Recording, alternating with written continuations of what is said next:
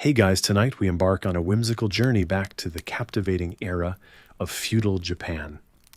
Picture it now: cherry blossoms lazily drifting in the spring air, tall shadows of samurai warriors cast against the wooden walls of a bustling village, and the soft rustle of silk kimonos whispering secrets of the past.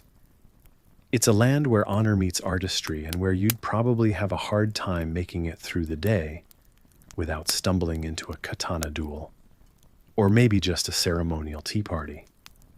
So before you get comfortable, take a moment to like the video and subscribe, but only if you genuinely enjoy what I do here. I'd also love to know where you're joining us from and what time it is, so drop a comment below. Now dim the lights, maybe turn on a fan for that soft background hum, and let's ease into tonight's journey together. You find yourself standing at the edge of a tranquil village, the sound of a bamboo water fountain rhythmically clacking in the distance, harmonizing with the occasional chirp of crickets hidden in the shadows. This is feudal Japan, a vast period spanning from the 12th to the 19th century, marked by the rise of shoguns and samurai lords of land and life. While you're marveling at the delicate balance of refined architecture and natural beauty, you might also chuckle at the thought that back in the day, a samurai wouldn't dare laugh openly. It's said that such an outburst could more likely lead to a stern meditation session in a serene Zen garden than a boisterous after-party. Feeling the grainy texture of the dirt path beneath your feet, you wander toward a large wooden gate, an entrance to a daimyo's compound. Daunting yet inviting, this gate represents both power and tradition. As you pass through, the guards nod slightly, not out of fear but respect, acknowledging you as part of the peaceful night's fabric. Historians still debate whether every daimyo truly ever had complete control over their territories, or if clever political maneuverings behind the bamboo screens dictated the real power dynamics. In any case, these grand estates were the epicenter of feudal politics, even if they occasionally harbored unexpected surprises like a scandalous tea bowl swap at a formal gathering. Surrounded by walls, typical of an age that valued both beauty and fortification, you head towards the gentle glow emanating from a nearby tatami room. Inside, a group of artisans is gathered busy at their craft. You pause to admire the graceful strokes of a calligrapher, ink flowing like midnight on rice paper. Little do most people realize these strokes are not just aesthetic. They're imbued with meaning, conveying deep philosophical concepts or simple, calming haiku. As your eyes wander the scene, a black lacquered screen catches your gaze, its golden landscape shimmering in the low light, telling tales of mythic beasts that dwell just on the other side of dreams. The air is scented with the subtle perfume of incense, heightening your senses and drawing you further into this dreamlike existence. As you listen to the conversations, soft, deliberate sounds of an ancient language, an elder craftsman explains the meticulous process of sword making, describing the sacred torii gate crossings of renowned smiths. You learn that each blade is forged with a passionate intensity, blessed by rituals that speak to the heart of creation, believed to be spiritually guided by ancestral hands. Your attention shifts as a nearby shoji screen slides open, revealing a garden touched by moonlight's grace. Its elements contrast perfectly from the carefully raked pebblestones to the scattered blossoms tracing patterns against the earth. Delicate koi glide below the surface of a pond, their scales shimmering secrets about the passage of time, much like the subtlety of the tea ceremony that occurs on the garden's periphery, a moment of pure meditation. Stepping back into time's gentle embrace, you wonder about the everyday life of villagers in the surrounding settlements. Peddlers, farmers, artisans, each playing their part in an intricate societal tapestry.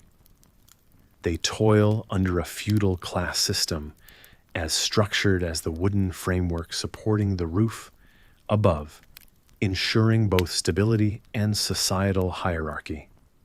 Yet amidst such order, the occasional festival brought laughter and color, dancing lanterns and borrowed masks from no plays that transformed even samurai into jesters when the occasion allowed.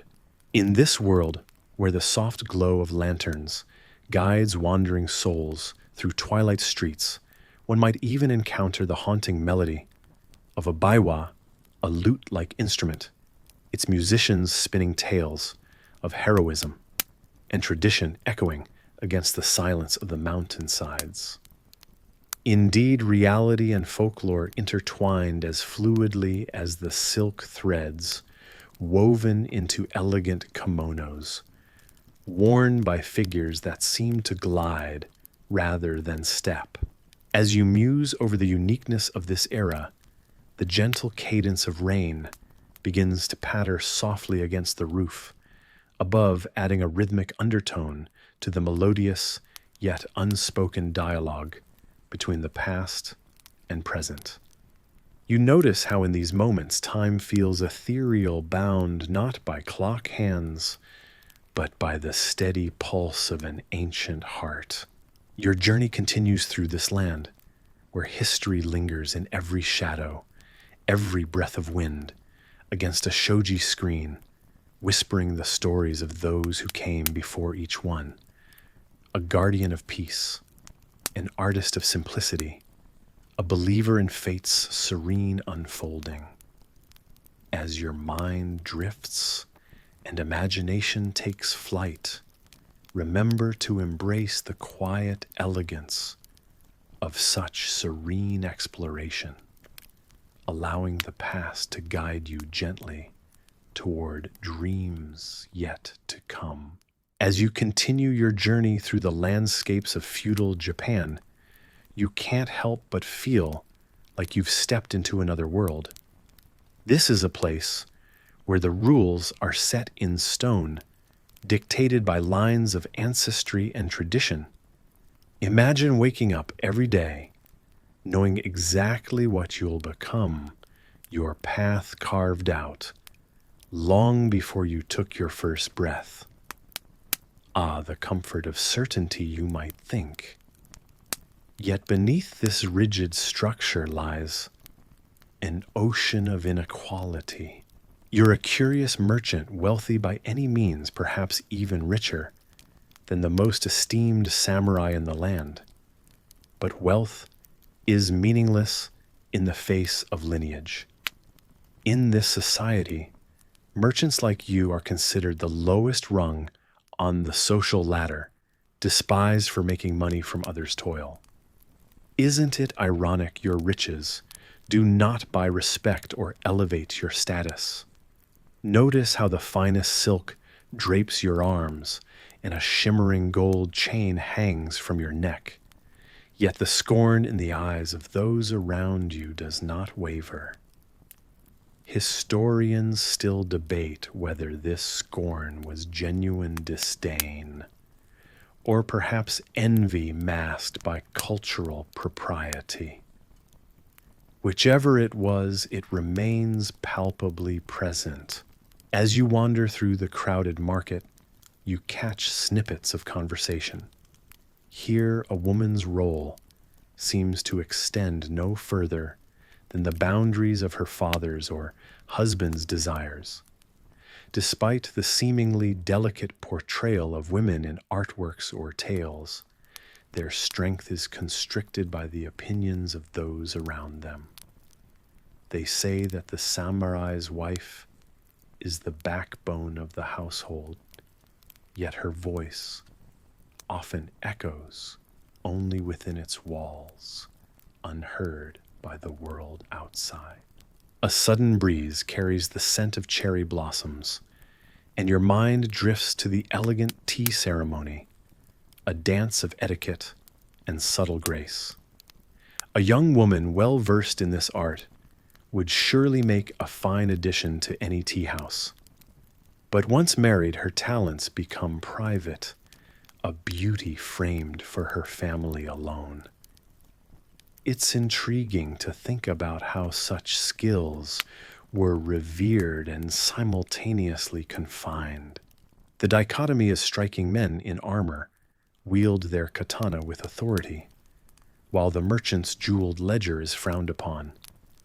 And above all, the order is maintained, as if society itself were a giant paper crane, folded with precision, its shape delicate, yet unwavering. Yet underneath the serene facade lies the bustling hum of desires and dreams, constrained by the unyielding origami of status. As you close your eyes, the world of feudal Japan swirls around you, its complexities enveloping your thoughts like a dream. You ponder on your role inextricable from the strata you were born into, and you wonder, what if things were different? There is a peaceful rhythm to your breath as the gentle hum of historical whispers lull you to quiet reflections. Drift further into the night, where the moon illuminates this world of dust and dreams, casting long shadows of those who walked these paths before you, leaving faint footprints in the sands of time. Your footfalls are silent as you wander through the winding paths of a feudal Japanese village. The cool night air carries the earthy scent of cedar and bamboo, mingling with the distant sound of a flowing stream. Around you, the world is painted in shades of moonlight and shadow, the serenity occasionally broken by a gentle breeze, whispering against the paper-thin walls of homes. In this world, where time seems to have slowed to a gentle roll, personal hygiene isn't just a daily chore. It's a ritual, almost a near sacred duty, observed with reverence. As you traverse this time, imagine yourself preparing to partake in this ancient custom. Despite the shiver-inducing chill of the bucket of water before you, you understand, this is no regular splash of morning cleanliness. Here bathing is akin to purifying the spirit, washing away not just the dirt of the day, but the invisible weights of worry and fatigue. You'll need courage more than you'd expect as you face the biting cold of a traditional bath in the early morning air. The water is icy, a stark contrast to the warmth of your dreams. But in this ritual, the chill is part of the experience, invigorating the body, sharpening the senses, just as samurai once did before preparing for any trials of the day. They believed it readied them, aligning the spirit with the body, a practice perhaps akin to modern meditative processes. It was this regular communion with nature and discipline that set the samurai apart, honing integrity and inner strength. While the settings are austere, the protocol is as detailed as a calligraphy scroll, with each stroke having meaning beyond its structure. Bathhouses, much like the arenas of disciplined relaxation, offer communal areas where privacy is a mere afterthought. But this shared experience fosters a bond of community, a collective exhalation as the weariness of life drifts momentarily away, carried away by the swirling smooth eddies of pure spring water. For women, this ritual of cleanliness extends beyond physical cleansing. Beyond the baths, another curious practice involves the gentle scour of salt across teeth. While this may seem abrasive to our modern sensibilities, imagine it like a gritty precursor to toothpaste, though perhaps less minty, fresh. Women especially were meticulous with this oral practice, who through careful attention to detail bore the responsibility of maintaining propriety and grace, leaving no stone unturned in their quest for refinement. Equally intriguing is the method of airing one's clothes, ceremoniously placed under the sun to bask in its purifying rays. The sun, a gentle guardian, chased away impurities that water could not reach. The garments absorbed its warmth and energy, rejuvenating the fabric as well as the soul. Yet, historians still debate whether some of these practices were born purely from necessity or if they took root from deeper cultural ideals. Consider the samurai, whose meticulous attention extended beyond the battlefield and personal cleanliness to encompass a philosophy of living. This discipline balancing fragility and strength might have been inspired by the centrally important Buddhist tenet of maintaining both external and internal purity. You notice the detail etched in each motion, each swirl of water, each carefully positioned garment, and carefully measured scoop of salt. These routines teach you discipline and respect for nature, both inner and outer, turning mundane tasks into comforting, almost hypnotic rituals. As the night deepens around you and the village dips further into serene quiet, you feel the power of these rituals settling within you like a calming resonance. Cleansed in spirit and mind, you prepare to embrace the stillness of the night, ready to journey further through the stories of this ancient world. Your curiosity is piqued. Each small detail you uncover about this time-honored tradition is a window into an era where simplicity and mindfulness united in their purest forms. This journey is but a ripple in the vast river of history, guiding you gently, and there's much more to discover as you continue onward. You awaken to a serene morning, the first light of dawn creeping through the rice paper shutters of your quiet abode. As a samurai, the day begins, not with grogginess, but with a clear purpose, driven by a code that you live and breathe, Bushido, the way of the warrior. It demands absolute loyalty, courage, and honor, a creed so unyielding it could almost be a whisper in the wind, like the morning birds you hear now chirping gently to greet the day. In these early hours, you find yourself in constant preparation, sharpening your katana, not just for its edge, but also as a reminder of your duty. It's almost ceremonial, like a dance, your hands moving with serene precision. The blade gleams under the dim, wavering light, a reminder that every moment in life could be a test of your commitment and skill.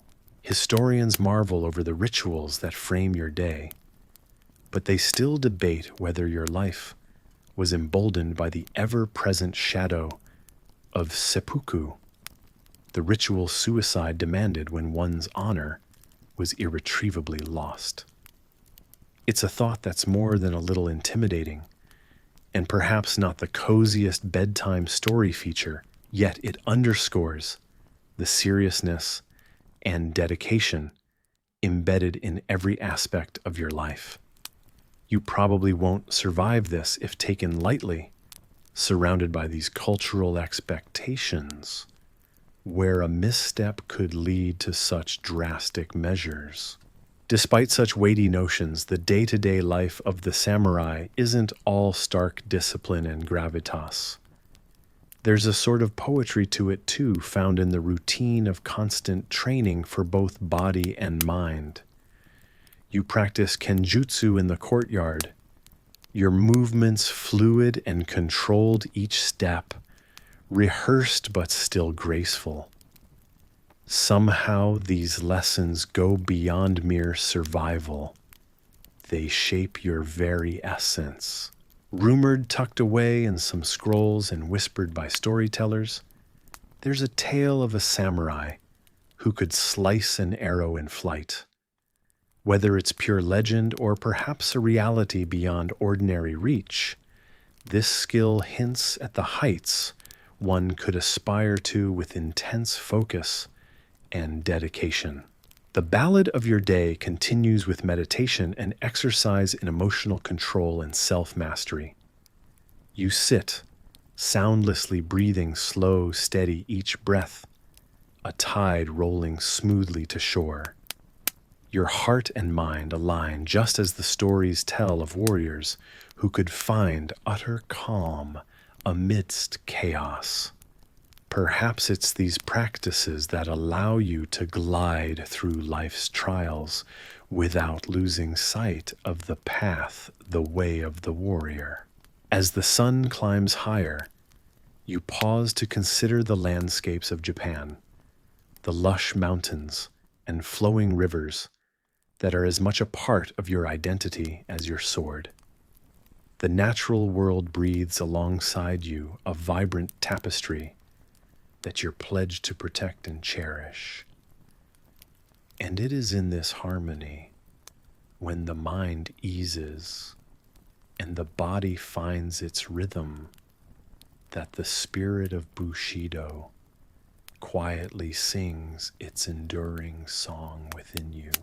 Thus continues your day, seamless and earnest, in tuned to the challenges and beauty life offers.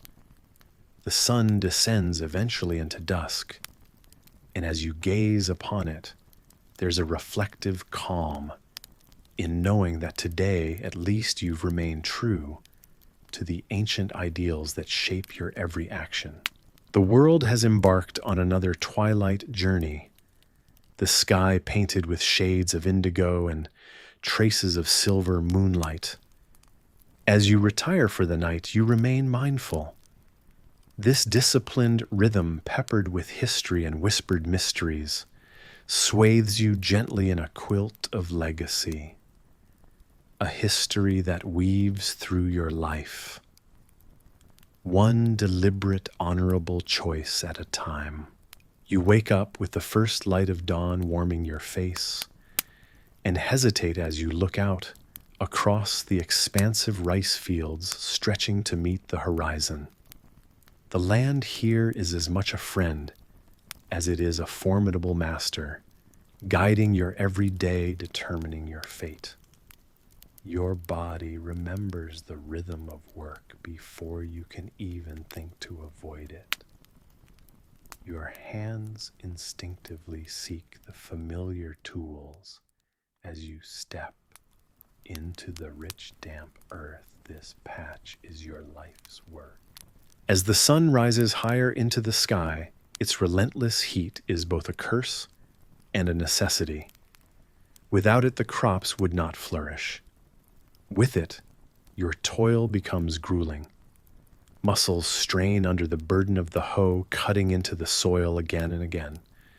You sweat and grimace, occasionally stealing moments to look up toward Mount Fuji, which stands solemnly indifferent to the tiny lives unfolding beneath its shadow.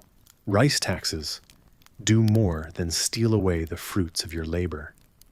They wear down your spirit, Each harvest carries the weight of expectation, knowing that the samurai will claim their share, regardless of how much remains for you and your family. You might find yourself pondering if it was similar in times past, perhaps, when the Haiyan nobility dictated life from their distant capitals. But historical nuances mean little when your empty stomach presses its complaint against your ribs. Ah, the ever-present specter of bandits lurking, watching, waiting. You have heard tales whispered late at night when the children sleep.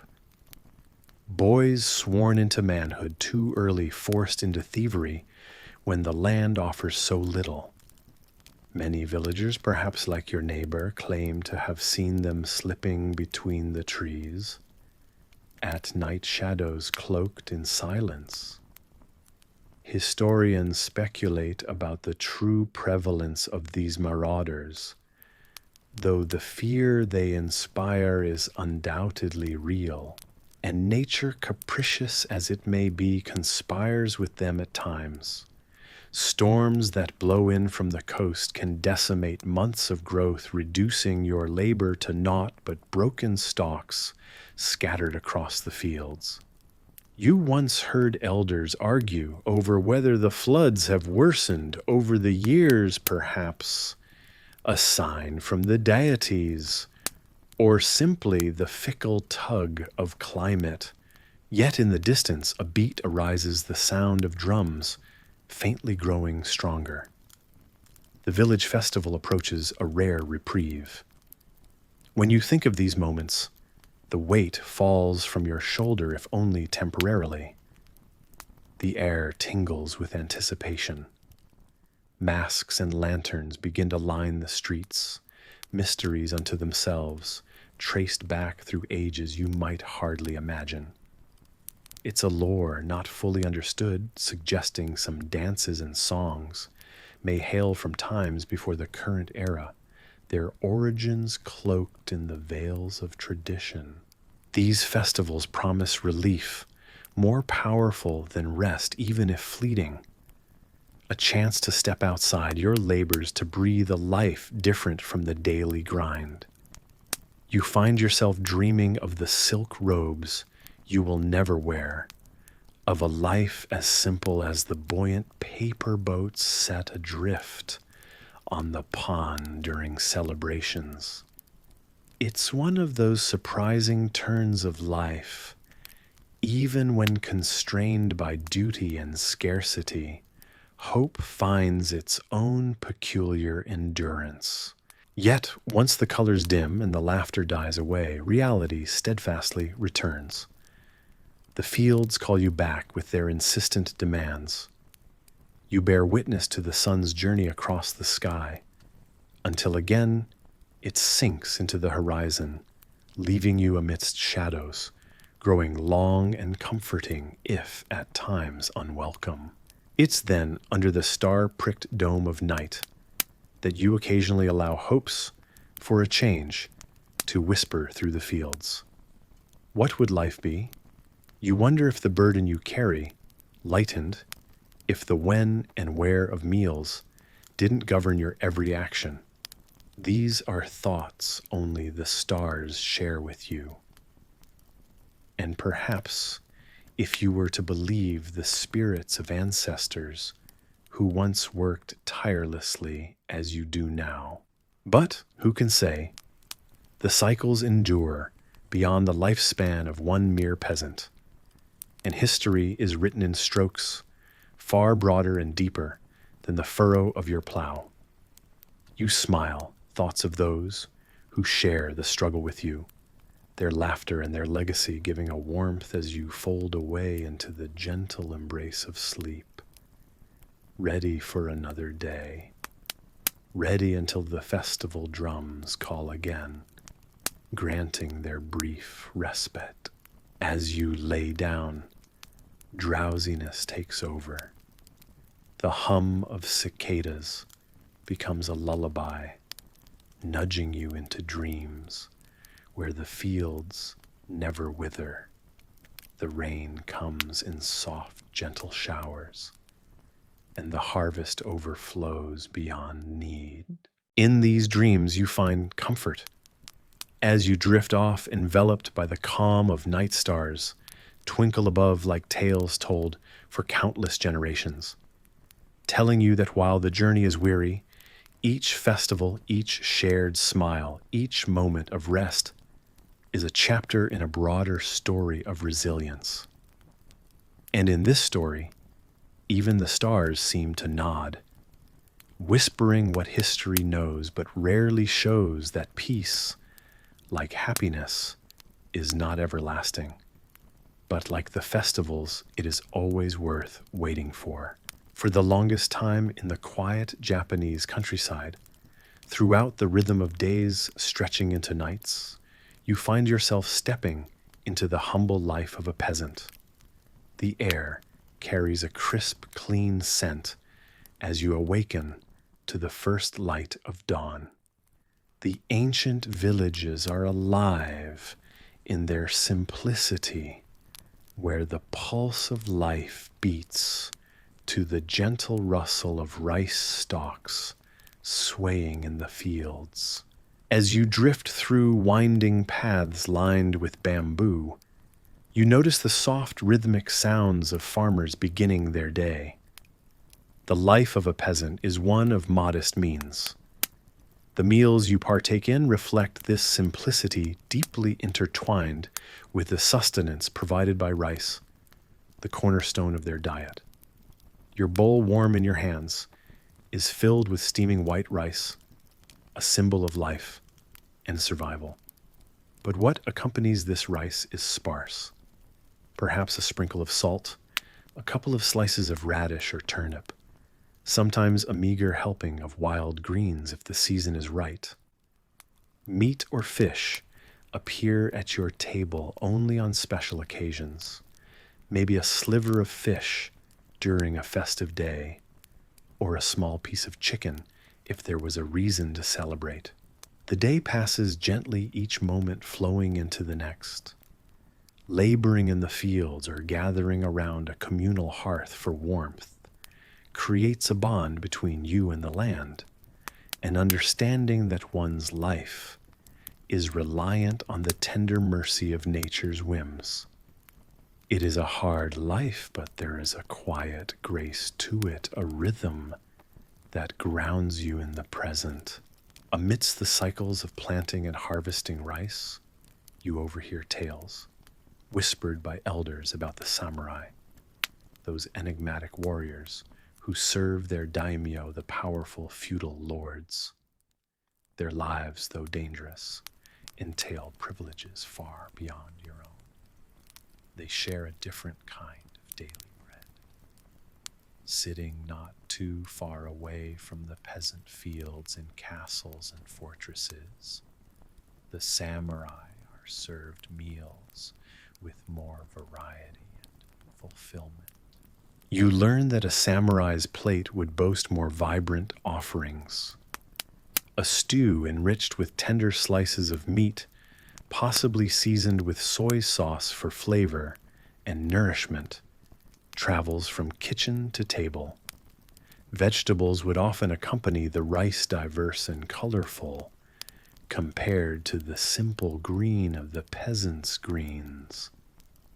You imagine the scent of grilled fish wafting through the space as you walk among the village agriculture. Yet even within their structured world, you notice that the rigid order of rank dictates the samurai's dining. They eat following the daimyo, who enjoys the finest of provisions first. Unlike you, where everyone dines as equals around the fire, honoring the hierarchy dictates when a samurai might indulge in his share. While the feast of a daimyo sounds elaborate, historians still debate whether the samurai always ate so well, or if their meals varied with the seasons and the prosperity of their lord. The uncertainties of history linger like a soft mist on a summer morning. Even amongst privilege, there exists a food chain and pecking order, reminding you that in every social structure, equity is an elusive concept. With the lull of conversation, in the warmth of your meal, the day's end paints the sky in hues of gold and red. As the cool breeze sweeps over the fields, you feel a deep connection to the land, the people, and the woven narratives of history you've become a part of. Sandwiched between these ancient tales and the simplicity of the present, you find your place in the serene flow from dusk to night. Listening to the crackling of fires and feeling the palpable gradualness of twilight, it dawns upon you that the lives of peasants and samurai are threads in the grand tapestry of history, simple meals symbolizing resilience and structure, reflecting a world where everyone knew their place dictated by necessity and tribute. Eventually, as time ebbs, gently away your journey slows, lulled by the flickering flames. The day surrenders, leaving you swaddled in the soothing embrace of the night. And within this space, you understand that although you drift through this historical landscape, as but a visitor, the tales linger on, settling quietly within you, whispering like a lullaby of the past, caressing the quietude of your dreams. As you find yourself in a time not of your own, surrounded by cobblestone streets and the faint aroma of flickering tallow candles, you become acutely aware of the silence, a poignant silence punctuated by the distant echo of clattering hooves over the winding roads. Here in the world's uneasy cradle of civilization, opinions are more than mere musings. They are dangerous creatures that must be tamed. Imagine, if you will, walking through a bustling market of traders and philosophers, the latter dodging the playful jabs from the brocade-clad scholars eyeing them with scrutiny. You have heard whispers of the great Athenian public forums, where once ideas flowed freely, like the wine of a jovial symposium. But even in ancient Greece, our cherished cradle of democracy, Socrates himself found that words could lead to a cup of hemlock. Why, you might wonder, is speech so perilous? Historians still debate whether free thought truly threatens public order or simply disturbs those in power, a lively discourse that continues to echo through history's corridors. Let's pause a moment here, recalling how in Eastern empires, an illusion could shift land and honor. Consider the Tang dynasty in China, where poetry was not just a form of art, but a coded language of dissent. A simple metaphor about the autumn leaves could allude to a precarious political situation. Poets like Li Bai danced deftly around such allusions, their lyrical prowess both admired and feared. Yet even masters of eloquence could find their lives hanging by the thread of a misunderstood metaphor. This atmospheric tension leads us to an unexpected discovery. The art of apology in history has been as intricate as fine embroidery, threaded with both vulnerability and strategy. Picture yourself caught in the intrigue of the Venetian court. There, at another time, Galileo Galilei found himself clutching not the stars, but the weighty burden of apology, a recantation to delicately appease both Pope and planet. The very stars he charted with precision became stepping stones of regret on his path of repentance. In these ancient tapestries of diplomacy, apologizing was less about remorse and more about survival, Just like the court jesters who could cleverly mock kings unpunished, those adept at the art of apology knew how to turn words with the grace of dancers swaying, but never breaking a feat worthy of applause in its own right. Consider how strategies to navigate such perilous waters evolved. Confession through outward humility often quelled the inquiries of inquisitors, whether in the heat of the Spanish Inquisition or beneath the shadowy gaze of a medieval monarch. Here the spirit of the apology bore a remarkable resemblance to theater, replete with grand gestures and a flair for dramatic humility. Some scholars suggest that this performance of contrition was as much an art form as the acts it served to right. But what of those who could neither bow nor bend in the daunting expanse of history's stage descant opinions, ran parallel to the steady hum of official decree? Tudor England, for such instances, stands defiant in its tales of Sir Thomas More, who met the scaffold with silence rather than betray his conscience, offering us the silent counterpoint to the elegy of apology. Amidst all this, you feel an unexpected kinship with those who trod these well-worn paths.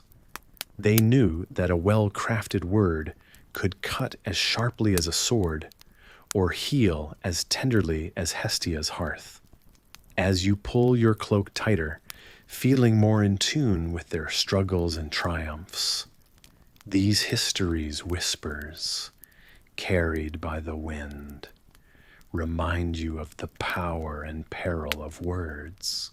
Imagine now the serene quietude blanketing over the world as it does over your thoughts, gently cradling you in its soft hold, a hold that reassures you of a slumber that guards your dreams against woes and worries.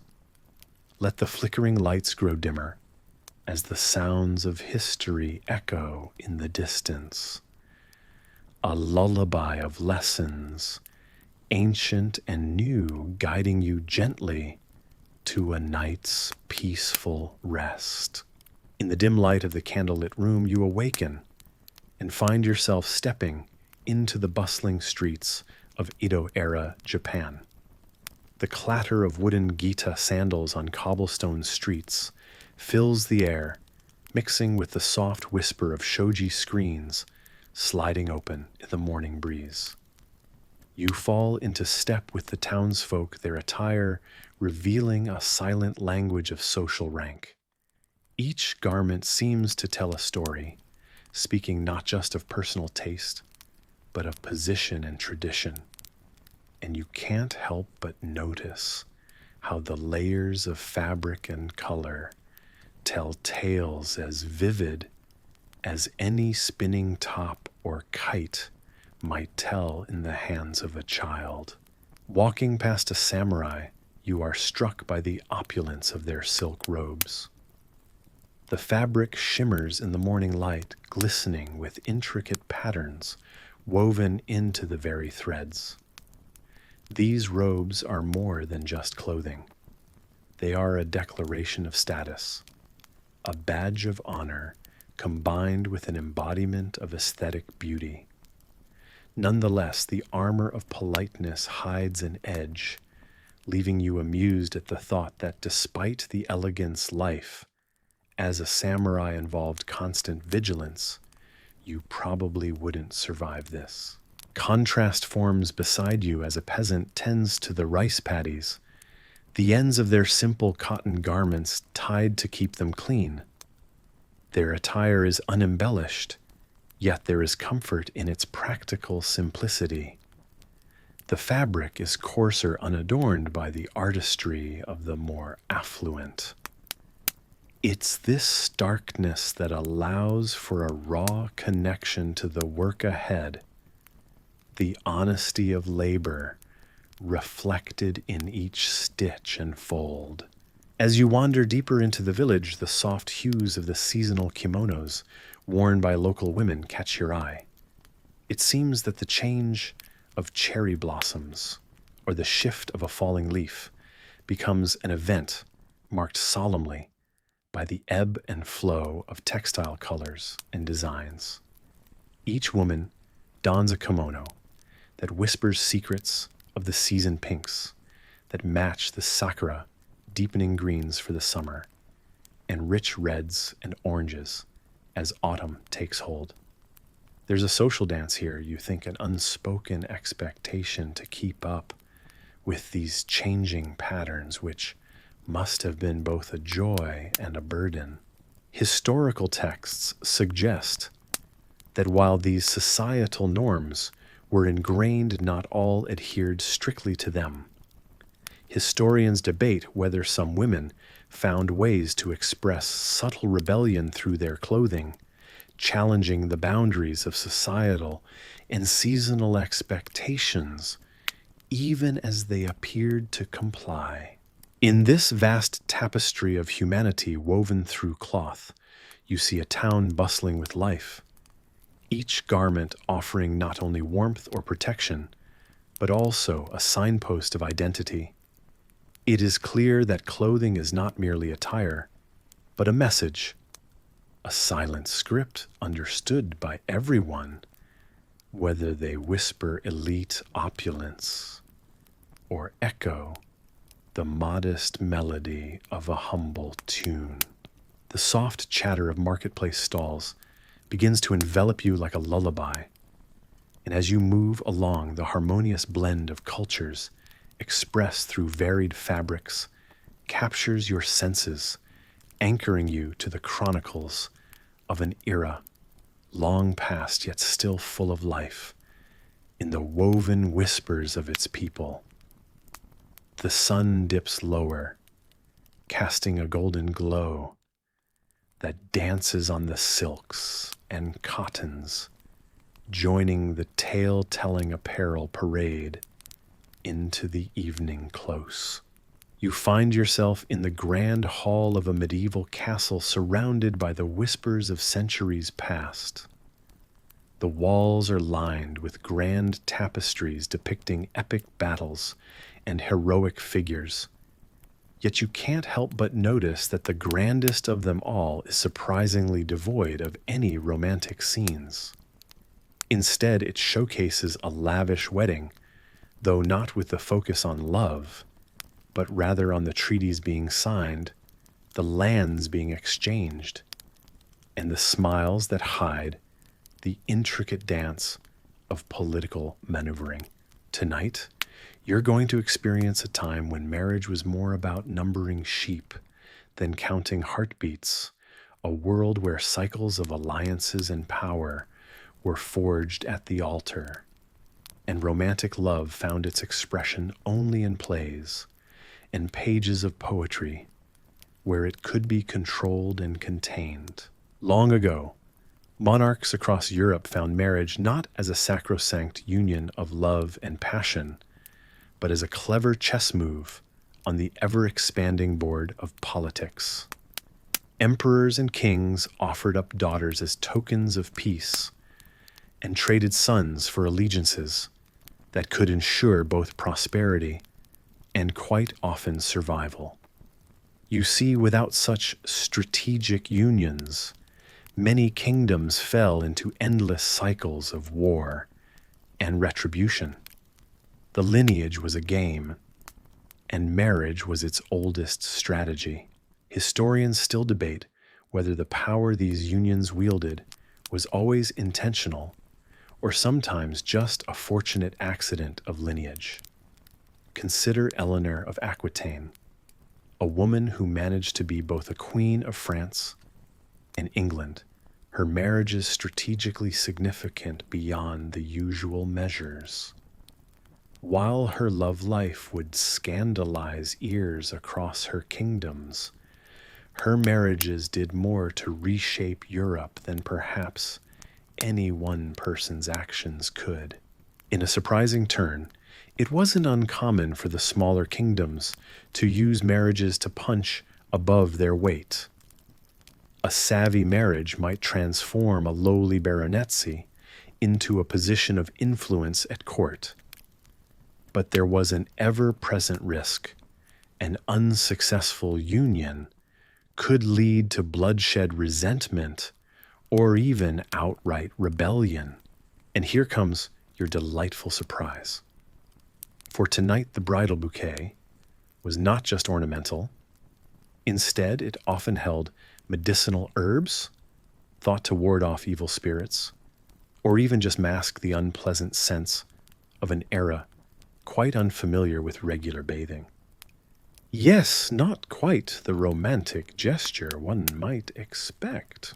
While you wander through the grand tapestries of history, you imagine yourself not in a castle filled with splendor, but perhaps in a modest home, listening to the ballads sung by a traveling bard. These tales were the cradle of romantic myths, where courtly love sang its forbidden notes amidst the orchestrated chaos.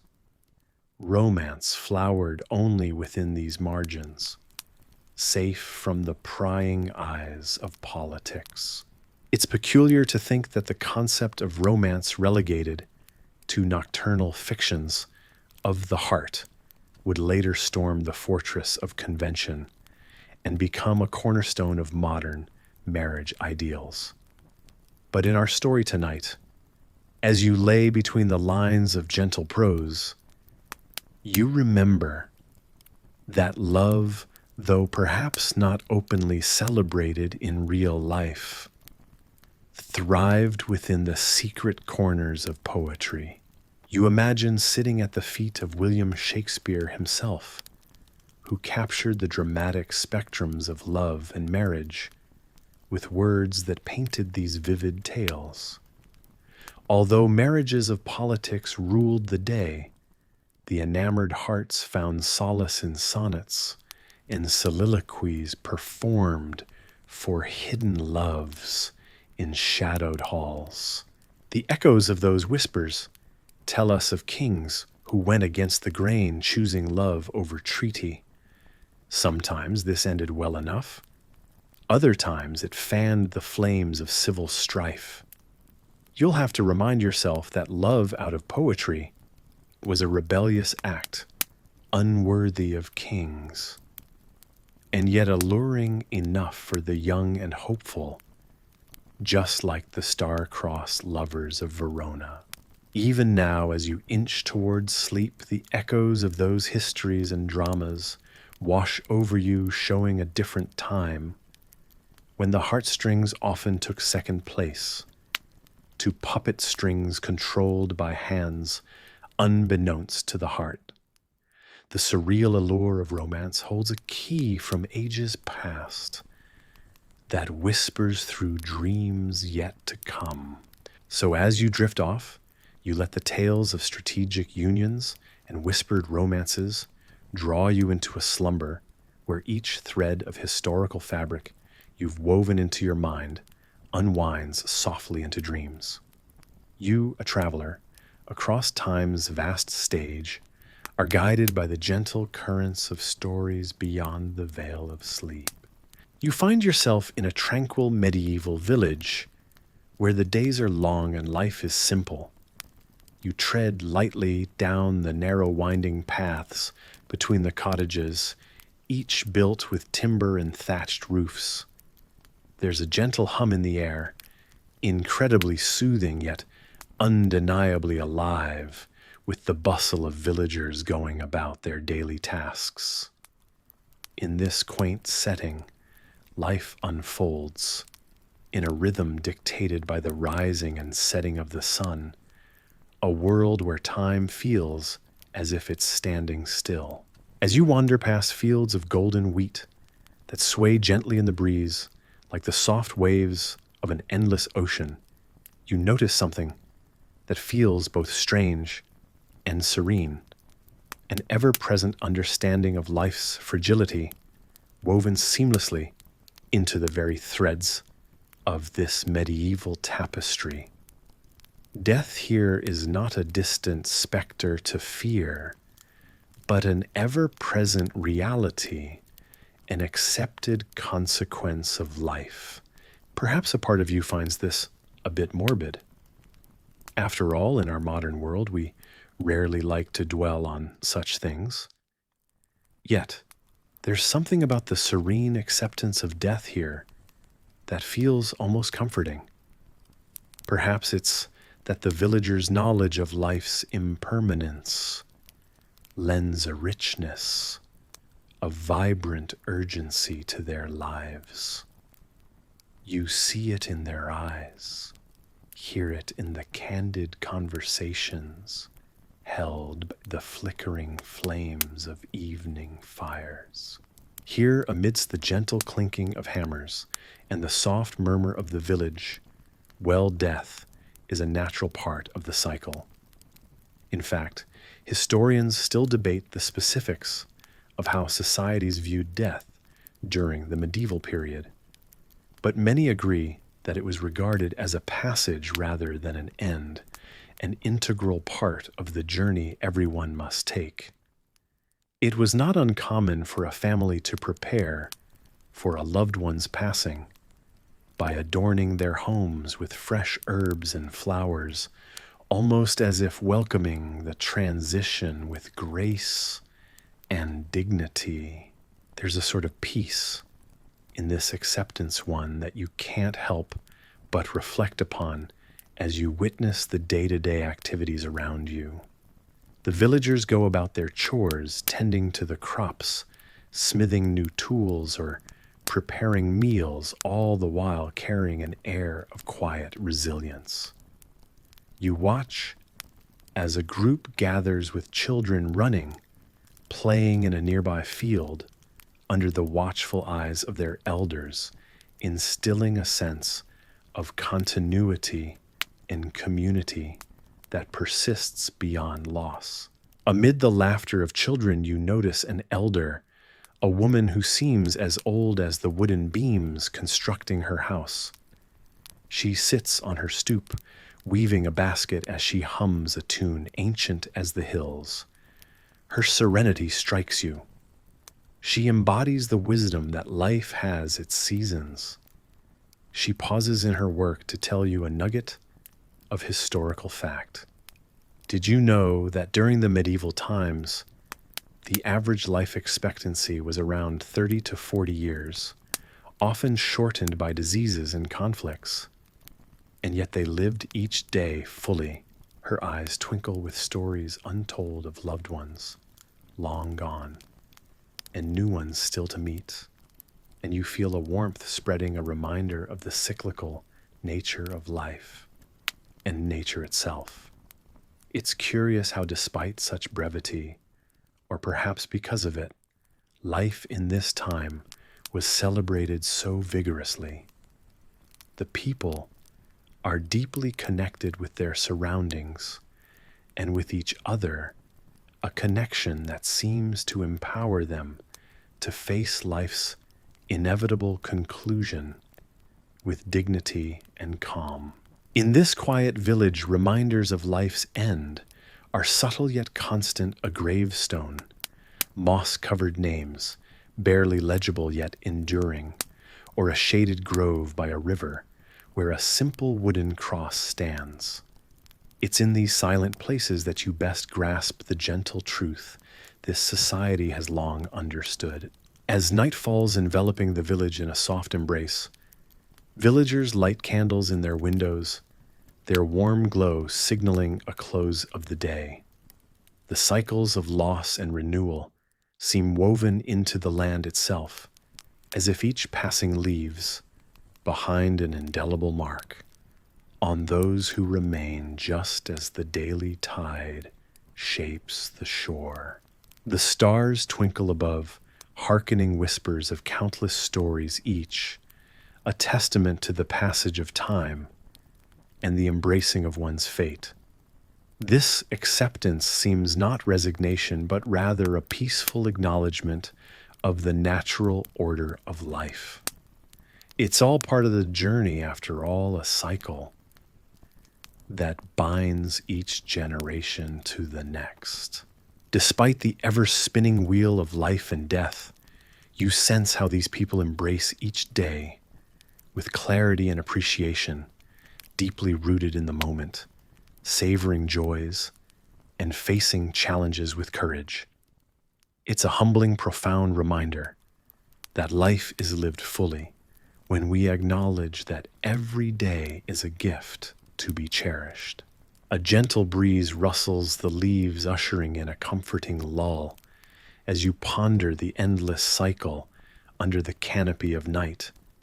You walk feeling lighter with each step, as if a weight has been lifted, and understand that this narrative, which seemed initially about demise, is as much a story of life.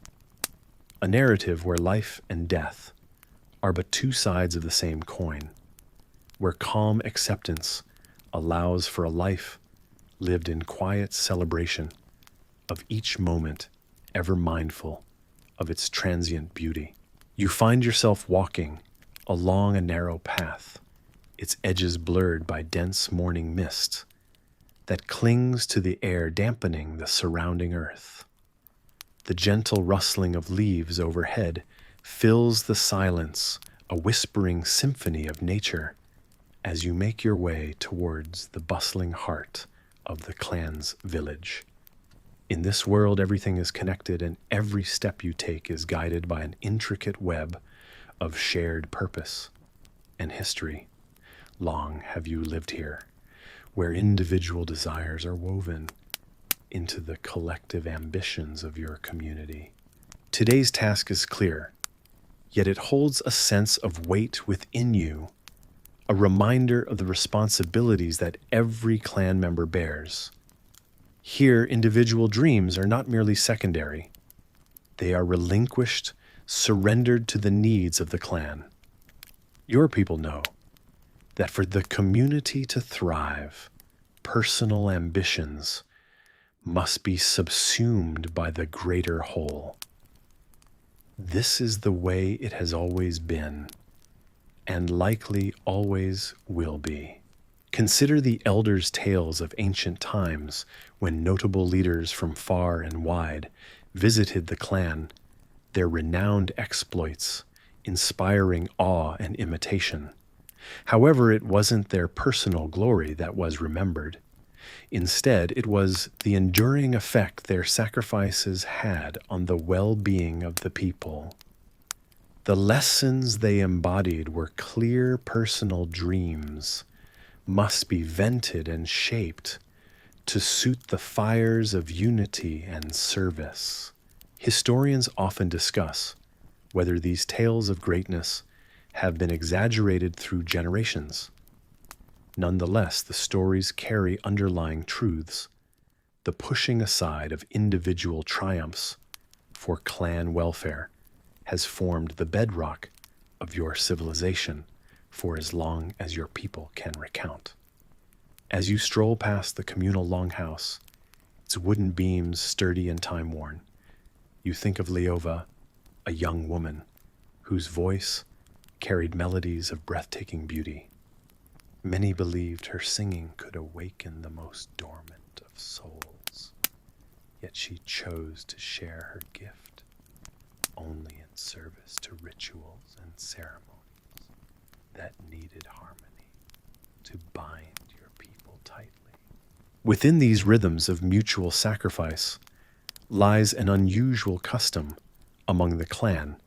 During winter's harshest months, a festival known as the Giving unfolds.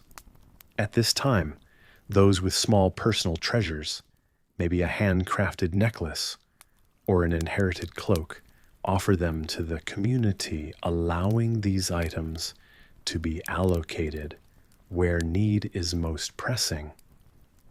It is a testament to the belief that true wealth is measured not by ownership, but by the strength of unity. You find yourself participating in this ritual, contributing a carefully woven shawl your grandmother had crafted. It was precious to you, but preserving the warmth and trust of your people took precedence. There is a satisfaction in this. While outsiders might ponder over the loss of individual treasures, here it's seen as a gift, multiplying within the hands of those you love, far surpassing its single value. Such is life in the village. Every duty from tilling the lands to storytelling by the evening fire carries the unspoken rule of service. You catch yourself wondering at times what dreams might unfold if the freedom to pursue them were entirely yours. Yet just as quickly, you're reminded of the tale of old Tauren, a famed hunter who once dared to seek glory beyond the forest's edge. His name was celebrated until the moment his detachment led to near famine, as hunting parties relied on his skills. It took the clan to understand a truth powerful in its simple revelation.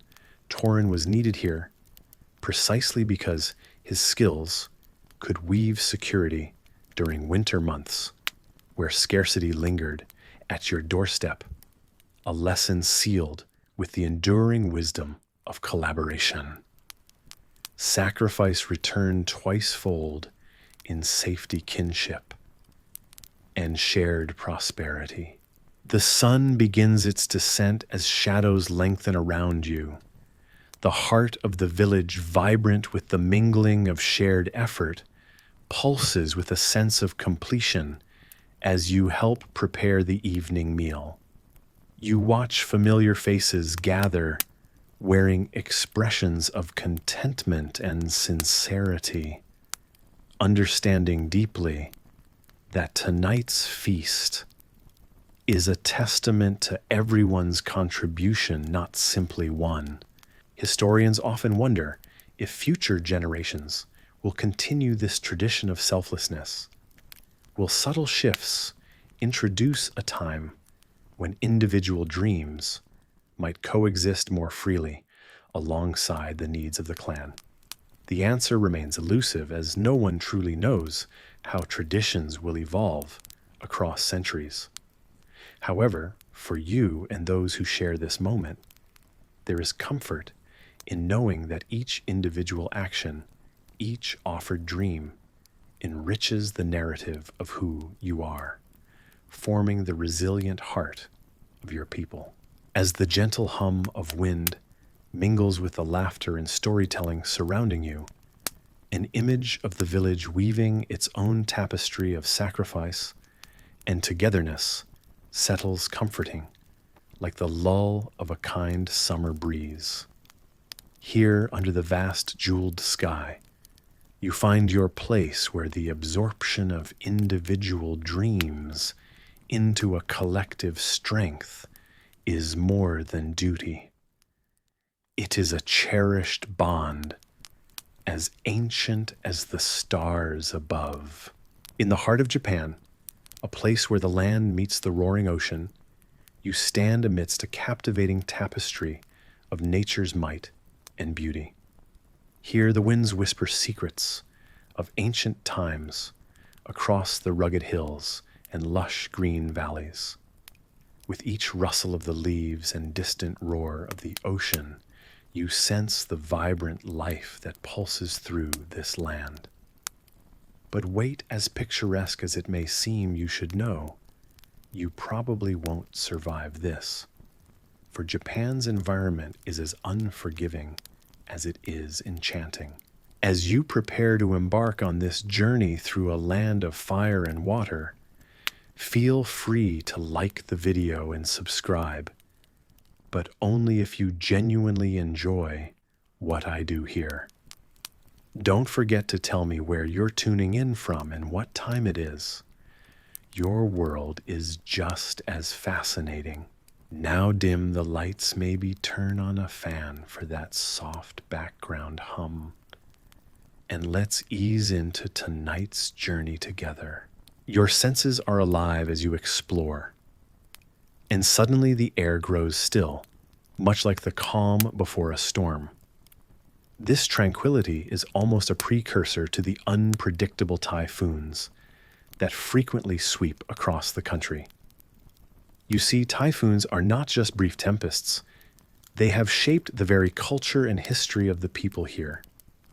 In fact, it was a typhoon, a massive windstorm, known as the kamikaze or divine wind, that played a crucial role in defending Japan against Mongol invasions in the 13th century. Such storms remain both feared and respected.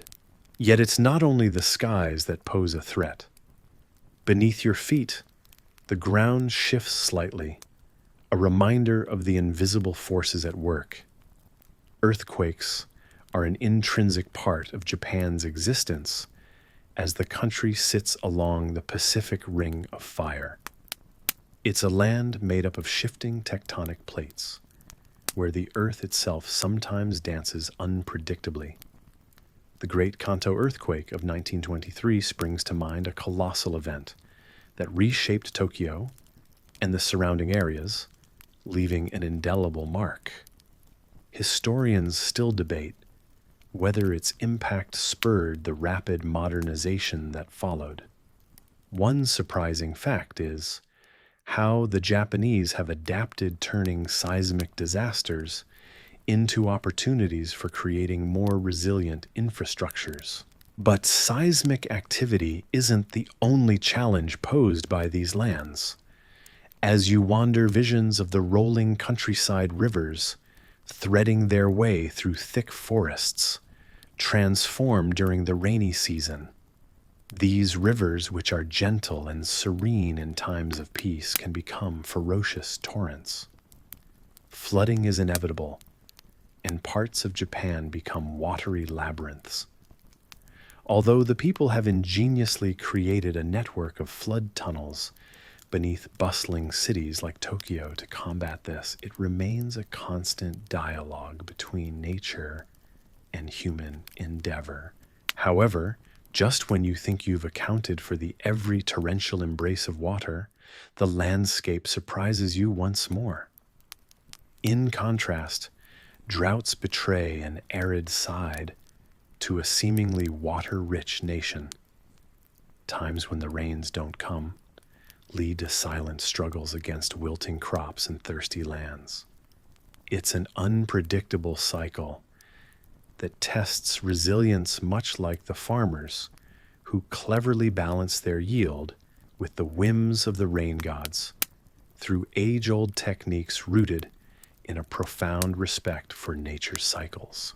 Perhaps the most awe-inspiring of all these elemental forces are the volcanoes, great giants cloaked in mystery and folklore. Mount Fuji, with its near-perfect cone, stands majestic yet silently speaks of its last eruption over 300 years ago. It's a reminder that in a land of constant change, serenity can be deceiving. But Fuji isn't alone.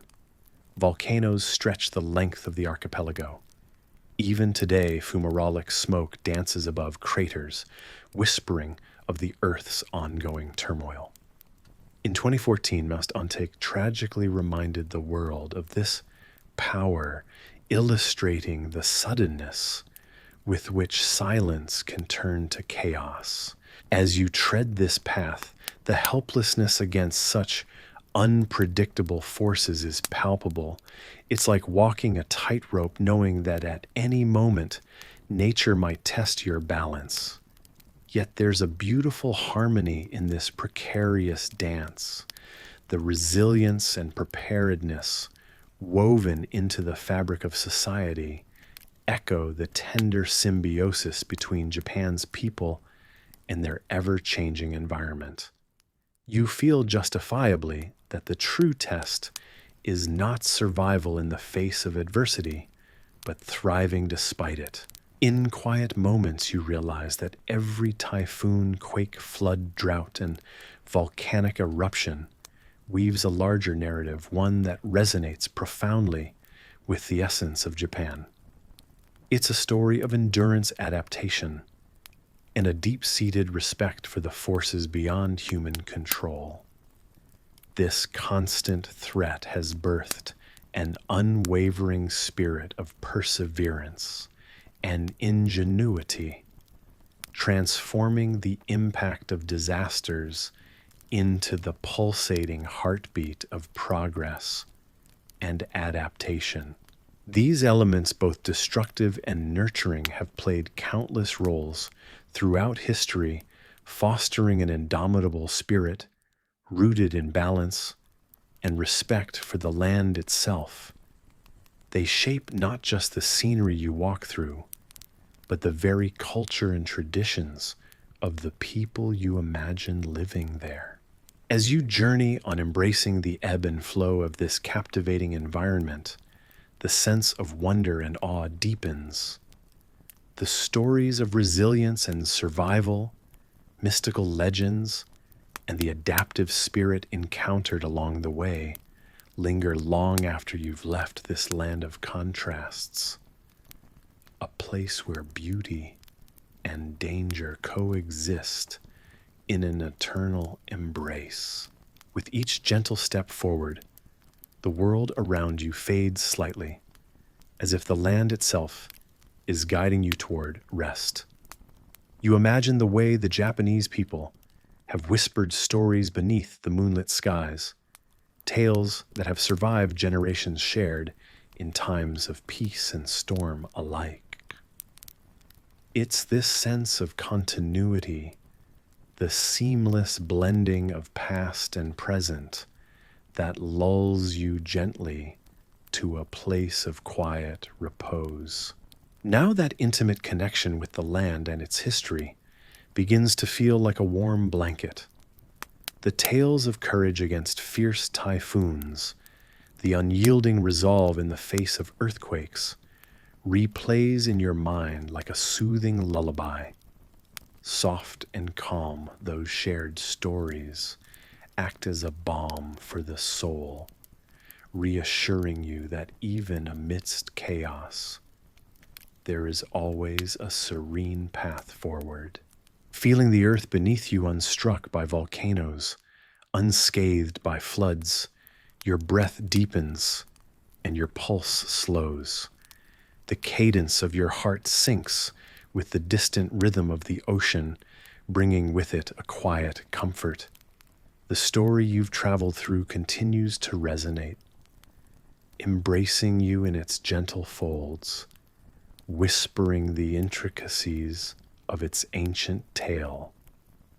As eyelids grow heavy and your mind finds solace in the soothing embrace of sleep's gentle grasp, you find yourself in an ancient land where the moon casts a soft glow over a sprawling empire. The night is calm with a gentle breeze whispering through the leaves, carrying stories of power and loyalty. It's a world of grand palaces and humble villages, each connected by a rigid ladder of authority. Tonight you wander through this intricate web of power, starting at the heart of it, the emperor. He is both a father to his people and a distant figure perched at the pinnacle of obedience, as unyielding as the mighty rivers carving the landscape.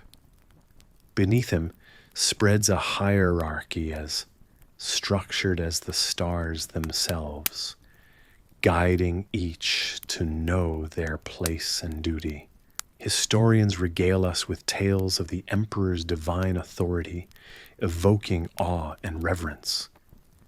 Yet they puzzle over the extent of his true power, trapped as he was within his own circle of advisors and ministers' whispered voices guiding and sometimes shaping the very decisions believed to be divinely inspired. Below the emperor, the noble class wields local power, loyal lords and barons whose voices command the immediate horizon. They are the empire's arms stretched out to cover the land, enforcing edicts and collecting tributes with a stoic sense of purpose. These lords live in a world of opulence, yet understand the necessity of obedience, for a misstep could shatter their carefully maintained balance of authority. And then there are the scholars and bureaucrats, the quiet architects of this empire's endurance.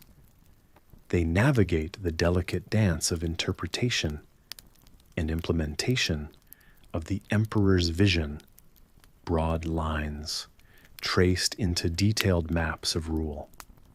The scholars deeply respected often become the unsung heroes of administration, immortalizing the emperor's reign through chronicles that the future will read with wonder. But it's the disconnect between the vision at the top and life at the bottom that provides the starkest contrast. Village peasants and city traders form the bedrock upon whose shoulders the weight of taxes and laws rests heavily. Yet in their simple homes, there's a surprising resilience, a humor, even in the way they acknowledge their position. These are the lands where superstitions and tales mix with the creaking of wooden carts on muddy paths, where the bark of a trader's laughter mingles with the soft bleating of sheep. And throughout all this, from lofty palace halls to modest village squares, a faithful chain of command binds every person to be where they are expected to do their part.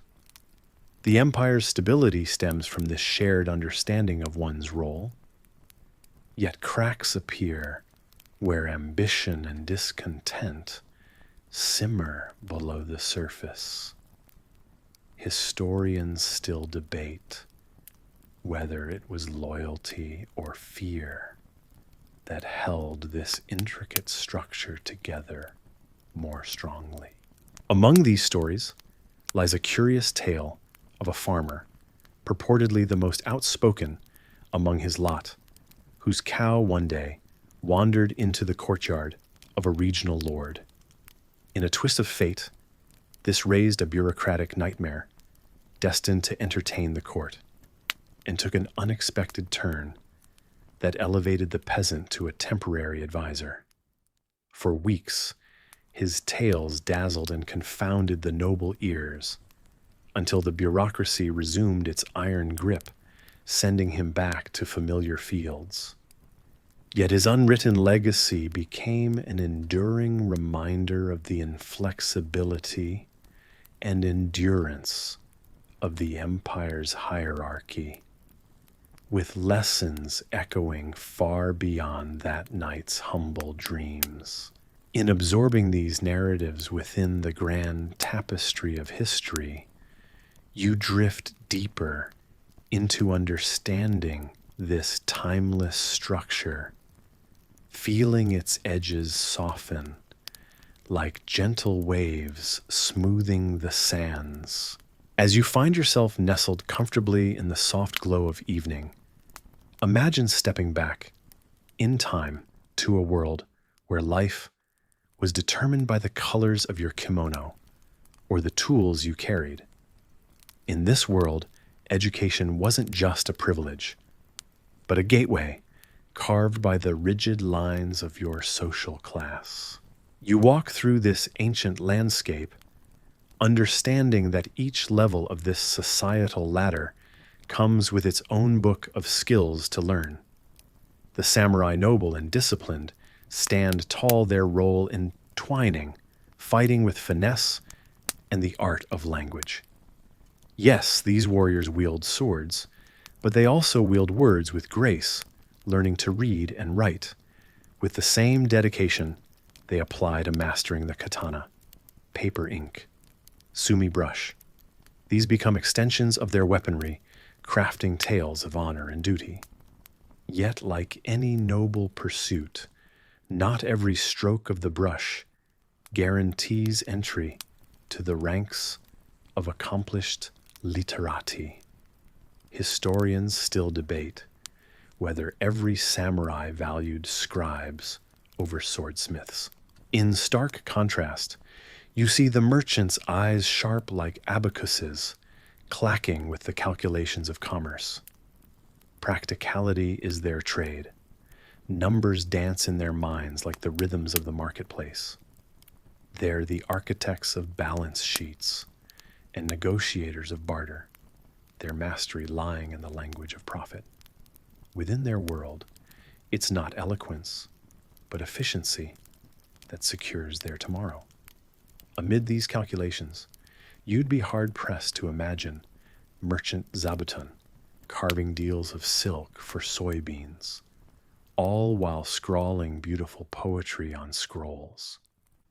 But these tales of multifaceted podia were indeed the exception, not the rule. The life of the peasants woven into the very fabric of this agrarian society unfolds in your mind like a page of a farming almanac. Their education is derived from leaf and soil, mastered through unending cycles of planting and reaping. Ancient songs accompany the changing seasons with each generation, adding verses learned by work-worn hands in rice paddies or around communal fires. If a wandering troubadour speaks of a young plowshare bending his steps to scholarly pursuit, it's a marvel to behold, much like a sparrow, balancing with the cranes. Leaping to the interior confines of traditional homes, your gaze falls upon the women skilled in arts, thought delicate yet indispensable. Their education is a tapestry of domestic duties, learned sutra by practical sutra. Sewing needles are their quills, steaming pots their warm libraries. In rooms scented by tatami mats, they whisper the same stories as their mothers. Is this the way to fold a kimono? Are we good enough in the tea ceremony? They might murmur, echoing through the shadows. Yet whether their hands might one day lift a brush to canvas or a scroll, history leaves in uncertainty. From the twilight-lit corners of these lives, stories chaotically intertwine the tale of a samurai-born woman who pens poetry beneath a cherry blossom, a merchant apprentice who sings songs of harvest, a peasant child whispering of cities and ships. In these serendipitous moments, alignments of the stars, more than lines on a societal map, you get glimpses of the unstructured synergy of learning. As you drift deeper into this world painted by the width and breadth of social standing, you can almost hear the ambient noise. A samurai's sonnet, woven in the wind, the marketplace's rustle, the rhythmic pounding of rice, the sizzle of hearth fires. In these stories, each page is filled with knowledge, a unique brushstroke on the tapestry of human tradition. Here, the looping script of ink never blots community, yet its teachings, though set by societal strings, find ways to underpin the puzzle of existence, one rhythmic syllable at a time. Your guidebook is not the written word, but the imprints made by those who live and breathe history, just as you once did under the same stars. As your thoughts wander, painted by the ghostly echoes of these ancestral traditions, let them gently lull you into a peaceful night. As you glide into the evening, a fresh feeling surrounds you, just like the anticipation before an ancient performance is about to begin. You're stepping into a world where precision and ritual are not just admired, but demanded. Welcome to feudal Japan, a society that carries artistry, discipline, and beauty in its very soul. You find yourself drawn into a day in this time, not as a passive observer, but as an active participant in a dance of decorum and duty. Imagine waking up to the sound of a soft rustle as sliding doors part, revealing a garden meticulously tended, each rock and plant positioned with intent. The entire household awakes in a rhythm, as if following an unspoken script that's been rehearsed for generations. You probably won't survive this without a mistake or two. After all, being born into such a world means understanding one's place and role and performing it with unerring accuracy. But don't worry too much about slipping up today, for you are here to understand, not reenact the passion and pressure within these aesthetic walls. So before you get comfortable, take a moment to like the video and subscribe, but only if you genuinely enjoy what I do here. Post your location and local time in the comments.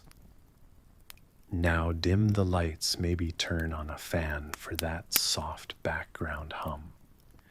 And let's ease into tonight's journey together. The day begins with a quiet rhythm. As the first rays of sunlight seep through the paper screens you like, others must dress in layers of silken robes, each hue and fold echoing a deeper cultural language. Here, the attire is not just about covering the body. It's a statement, a silent yet vivid representation of your status and the occasion. Did you know that the samurai class, with all their valor and strict codes, were often more concerned about their robes sitting perfectly than the weight of their swords? Their discipline appeared in every facet of life, a notion that unfolds like a scroll of impeccable calligraphy. With every bow and every word, you're reminded that this culture breathes harmony and hierarchy. Historians still debate whether the tea ceremony, with its intricate choreography and emphasis on minimalism, stemmed from religious roots or was merely elevated by it. Your day, oddly enough, revolves around such rituals, not just the tea ceremony, but in nearly every interaction and task. Each one is a performance filled with gestures that are as crucial as the spoken language.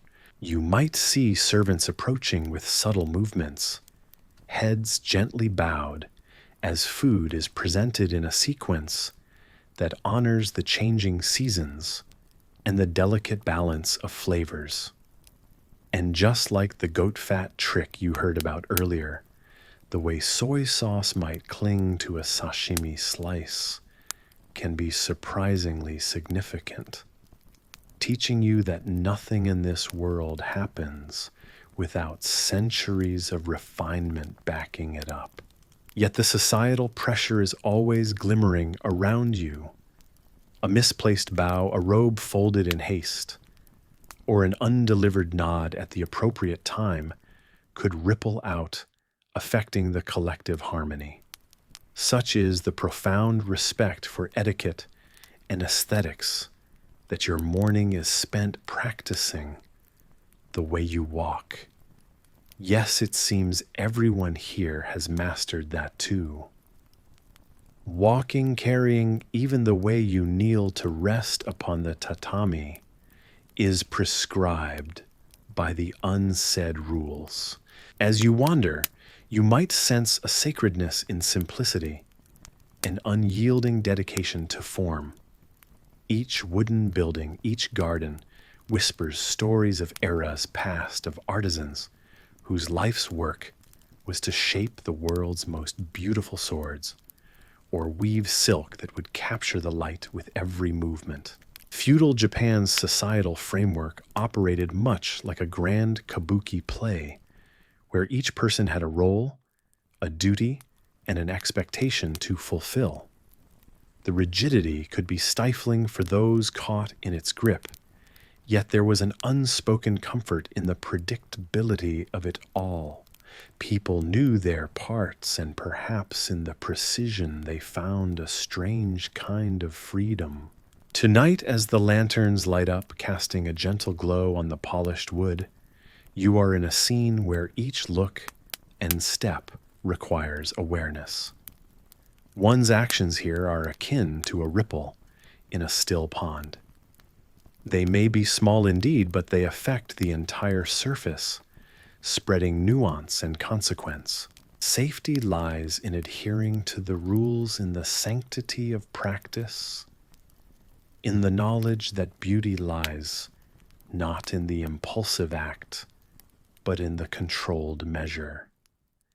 You realize now that this is a world that doesn't merely anticipate perfection, it demands it.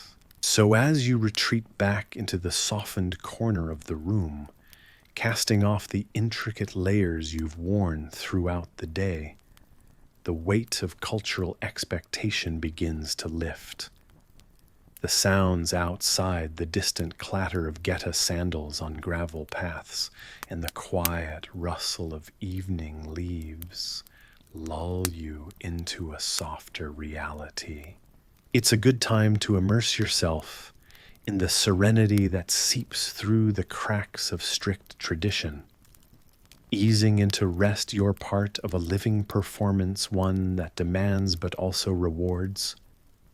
Transient yet timeless, the day's lessons slowly whisper you into that gentle realm between wakefulness and dreams until the historical echoes become part of your gentle exhale into a starry night.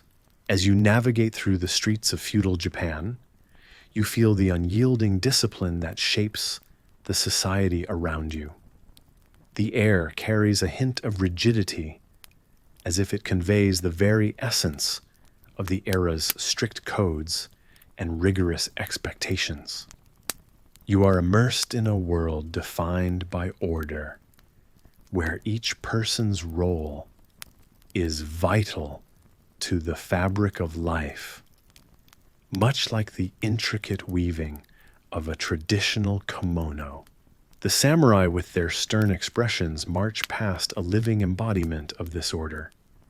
They represent not just warriors, but a class bound by honor duty and unwavering loyalty.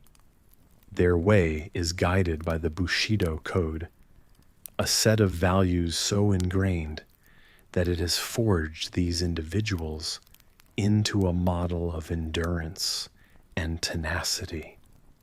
You realize this ethos of unwavering commitment was central to maintaining the peace and structure of society amidst potential chaos.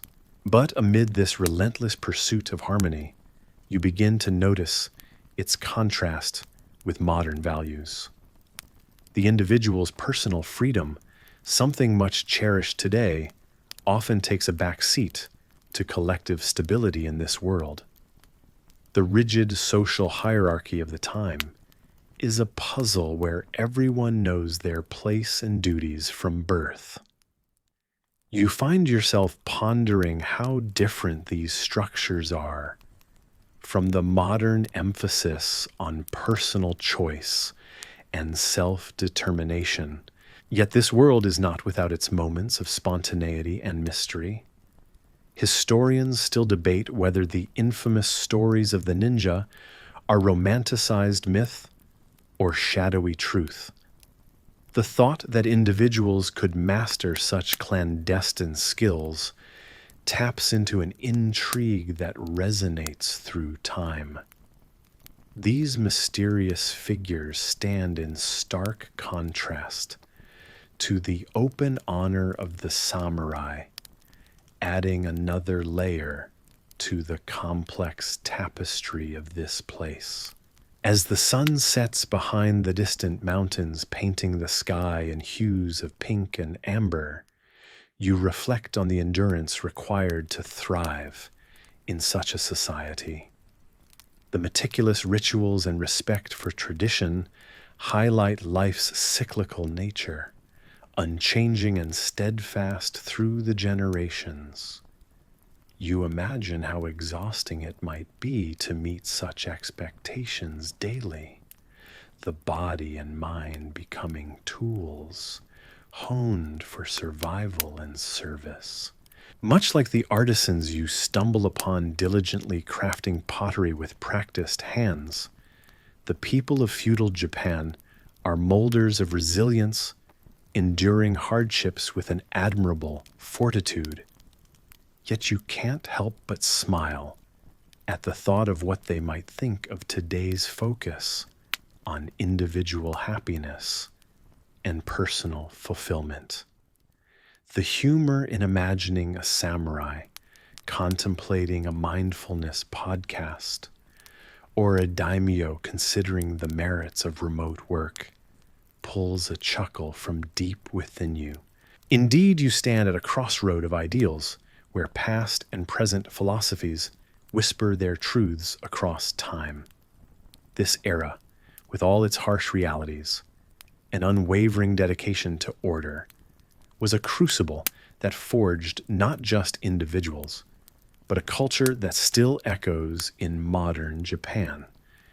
It is a testament to human strength and adaptability, to balancing the weight of tradition with the wings of progress.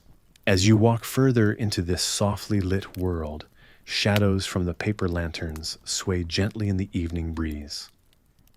The familiar comfort of stability fills your senses. You wonder at how this dedicated perseverance has shaped the very land on which you stand, a living memory carried forward through the ages. It's a poignant reminder of both the strength and sacrifices of those who walked before you, leaving echoes for today's world to reinterpret and carry forward. Feeling the day's journey ease into evening, you find solace in the realization that while the world may have changed, the core of human endurance remains the same. Just as those of the past stood fast through the storm of societal demands, so too do you face your own world's challenges. There's a certain warmth in the shared experience of humanity's tenacious spirit, a comforting connection that binds past to present. As the gentle hum of the village night settles around you, the unwavering order of feudal Japan gives way to a dream, softening the edges of the harsh realities you've witnessed. And just as you prepare to become one with the night, you find your mind quietly sifting through the contrasts, seen between then and now, understanding more deeply the endurance that has carried our world through time. With the comforting thought of resilience woven into your being, you melt into a gentle rest, the cadence of history lulling you softly into dreams. Here, the harshness transforms into a lullaby, singing notions of endurance and order through the corridors of time, eventually fading into the soft, welcoming embrace of sleep. Artemisia stands at the edge of her balcony, her eyes scanning the serene sea that stretches endlessly before her. You can hear the rhythmic whisper of waves against the rocks below. It's the same sea that connects her small realm of Halicarnassus to the vast empire ruled by Xerxes, king of kings. As the queen, you crave the peace this view brings, even though you know it's temporary. You are Artemisia, and the land you rule is but a piece of the grand mosaic that is Persia. Yet it's your own. Despite the tranquility around, there's a war brewing across the lands. Decisions will shape history, and your place in it is far from ordinary. They whisper you are a warrior with the soul of a sage, a leader of both ships and strategy. You balance between the fierceness of a general and the tenderness expected of a ruler. Historians sometimes speculate about the exact nature of your rise to power. Was it through sheer brilliance, or a tapestry of alliances woven cleverly over time? Each story suggests a different path, yet they all agree on one thing: you are a force to be reckoned with. And you chose this path. There's a certain kind of bravery in a woman who leads with both wisdom and might, especially in this era dominated by men. Night cloaks the sea, the stars punctuating the sky like 1,000 tiny lanterns. You remember how it all began, your decision to side with Xerxes against the Greeks, a choice fueled by foresight and survival. His empire spreads like the ink stains that blot the sea charts adorning your study's walls. An alliance here is not just strategic, it's personal. It's often discussed whether your choice was influenced by the power Xerxes would wield or the promise of adventure in uncharted waters. Or maybe deep down, you desired to prove that leadership wasn't a question of gender, but of will. Whatever the reason, the call to action has been made and you've committed to this path. Your dual identity pulls at your thoughts like the tides. You wake up as the ruler of Halicarnassus, nurturing a people who depend on your wisdom, and by midday, transform into a commander, ready to fight alongside the greatest king known to this world. Slinging arrows and strategies alike, you navigate the political seas with the same precision you command your fleet. The sun will rise soon enough, bringing decisions to make and actions to take. For now, wrapped in the silent embrace of the night, your mind drifts over remembered tales of strength and loyalty.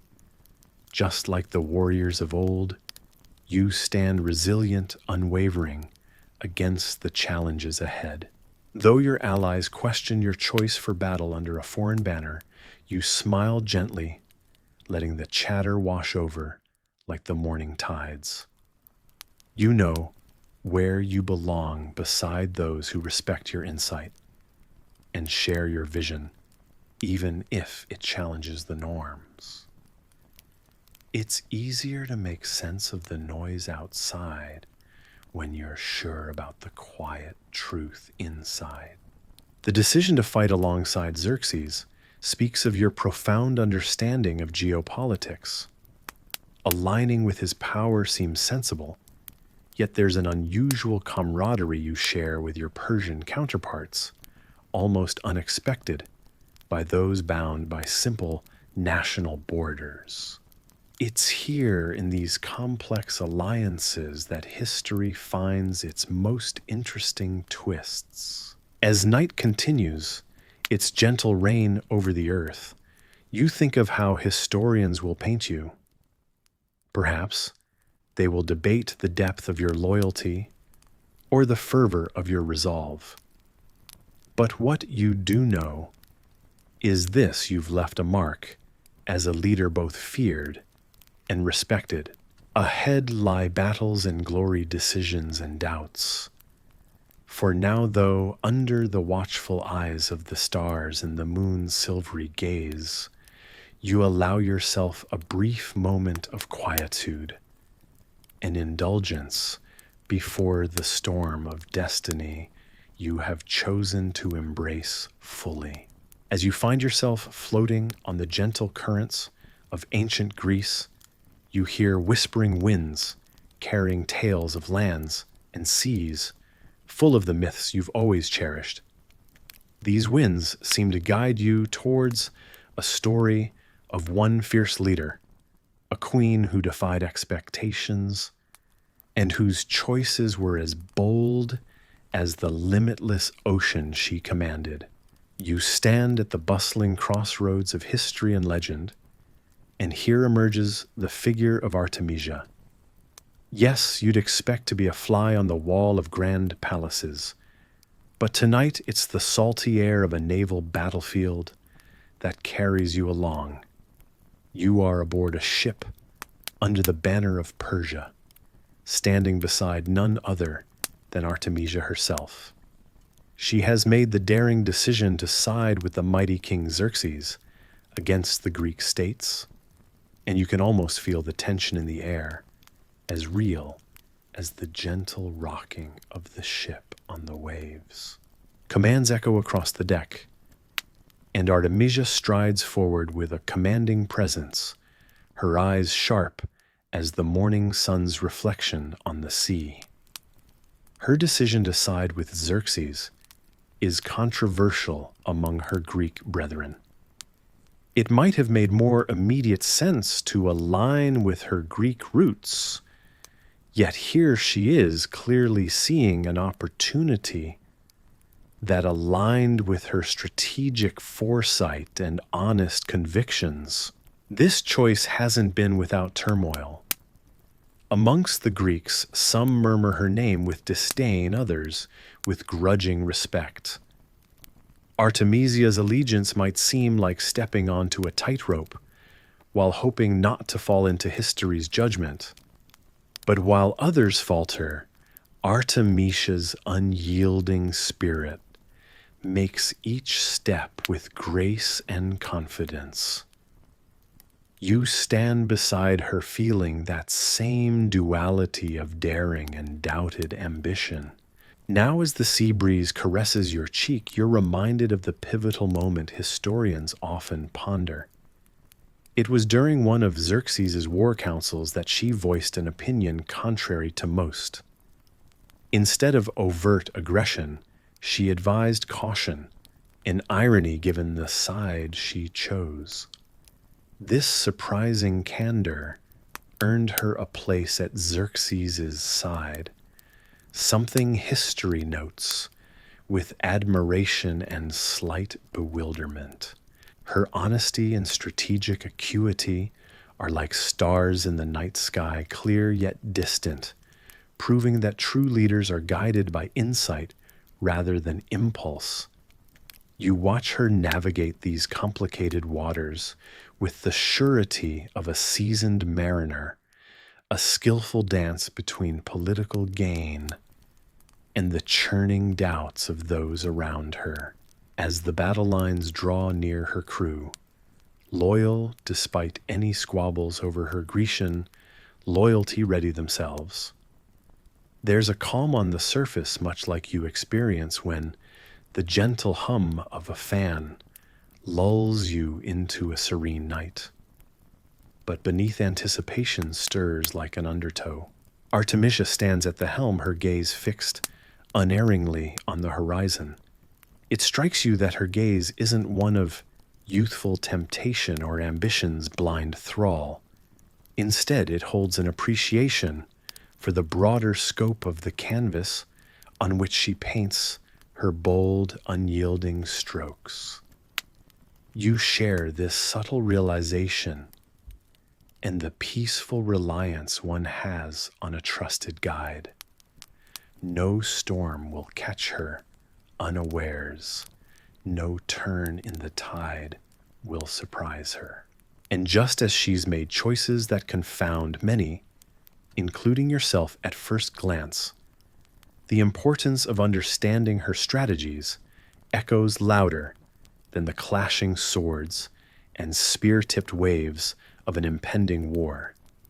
It is said that Artemisia's command during the Battle of Salamis was both bold and cunning, teeming with tactics that spoke volumes beyond the immediate here and now. These choices still leave historians scratching pens and shaking heads with uncertainty, as ubiquitous as smoke clouds lingering after a fiery conflict. As you ponder these matters, a seagull calls amidst the ocean's symphony, grounding you in the tangible tranquility of gradual drifts and quiet spaces. You look to Artemisia as she surveys the scene with a strategist's keen eye.